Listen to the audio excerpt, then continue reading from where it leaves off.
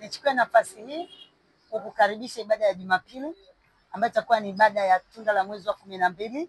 Ninaposema kwa habari ya tunda la mwezi wa 12, ni neno ambalo limebeba ujumbe wa majibu yako ya mwezi wa 12.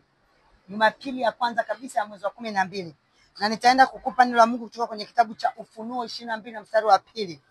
Neno la Mungu linasema, katikati ya mji mkuu, toa katikati ya mji mkuu, weka wewe, sijui mambo yako ni wapi ulipo, na upande huu na upande huu ule mto. Toa upande huu na upande, weka upande wako wa baba yako na upande wa mama yako, wewe upo katikati. Ni nini ambacho kinakufuatilia, kinaleta shida, ambacho kinapitia mlango upande wa baba, upande wa mama? Ujiweke hapo katikati sasa, alafu uone nini ambacho kinaenda kutokea. Yes, tunaendelea.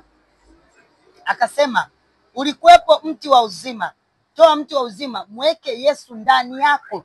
Kuwa katikati na Yesu awe ndani yako, ndio mti wa uzima uzaao matunda aina 12, wenye kutoa matunda yake kila mwezi, na majani ya mti huo ni dawa ya kuponya mataifa.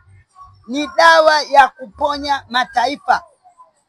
Sijui ni wapi umeona hauwezi. Hebu mpe Yesu maisha. Hebu kubali Yesu awe ndani yako. Hiyo ni dawa, itaenda kuponya kila kitu. Ukienda kusoma pia kwa kumalizia Ufunuo wa Yohana 22 mstari wa 10, akasema, heri wazifuao nguo zao, wawe na amri ya kuendelea, ya kuendea huo mti wa uzima na kuingia mjini kwa milango yake. Heri. Yes. Heri wazifuao nguo.